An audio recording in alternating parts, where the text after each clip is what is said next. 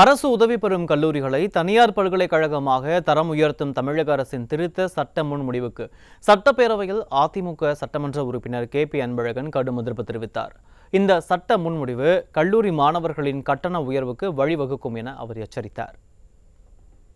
163 கலை அறிவியல் கல்லூரியிலே படிக்கக்கூடிய அரசு உதவி பெறும் கல்லூரி படிக்கக்கூடிய மாணவர்களுடைய எண்ணிக்கை ஏழை எளிய மாணவர்கள் குறைந்த கட்டணத்தில் உதாரணமாக 1200 ஒரு ஆண்டிற்கு கல்லூரி வகையில் 9000 வரையில் தான் இருக்கிறது. இன்றைக்கு சுயநிதி கல்லூரிகளிலே பார்த்தோம் என்றால் 25,000 30,000 இருக்கிறது.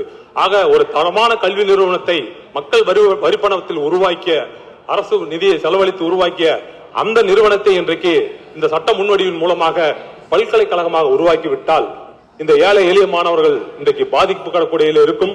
அதோடு அதில் பணியாற்றுகின்ற ஆசிரியர் பெருமக்களும் இன்றைக்கு அது பாதிக்கக்கூடிய வகையிலே இருக்கும். ஆசிரியர் இல்லாதவர்களும் பாதிக்கக்கூடிய வகையிலே இருக்கும். ஆக முன்னுதாரணமாக இருக்கக்கூடிய முன்னாள் முதலமைச்சர் செய்த அந்த பணியை இன்றைக்கு இருக்கக்கூடிய முதலமைச்சர் அதே வழியில் திராவிட மாடல் ஆட்சி நடத்தி கொண்டிருக்கின்ற முதலமைச்சர் அவர்கள் இதை பரிசீலனை செய்ய வேண்டும் என்று கேட்டுக்கொண்டு அனைத்து கட்டணங்களும் சேர்த்து இந்த நம்முடைய கவுன்சிலிங் மூலமா போறவங்களுக்கு பார்த்தோம்னா வெறும் 33,000. இன்றைக்கு அதே பல்கலைக்கழகமா மாறிடுச்சுன்னா 4.5 லட்சம் 5 லட்சம் ஆயிடுவாங்க.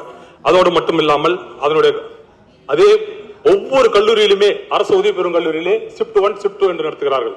நம்முடைய கட்டமைப்பு அரசுடைய நிதி அரசுடைய சம்பளத்தில் முதல் ஷிப்டிலே செய்கின்றவர்களுக்கு குறைந்த கட்டணத்திலே செய்கிறார்கள்.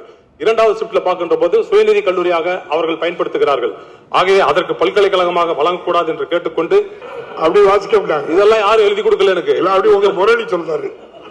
இருக்கிற உண்மையை சொல்லியிருக்க இதை சட்டமன்ற உறுப்பினர்கள் கூடுதலாக இருக்கிறார்கள் என்ற வகையிலே இந்த சட்டம் சிறுத்தை நிறைவேற்றாமல் முதலமைச்சர் அவர்கள் பரிசீலனை செய்து தன்னுடைய தாப்பனாரை போல் ஒரு நல்ல தீர்வு காண வேண்டும்.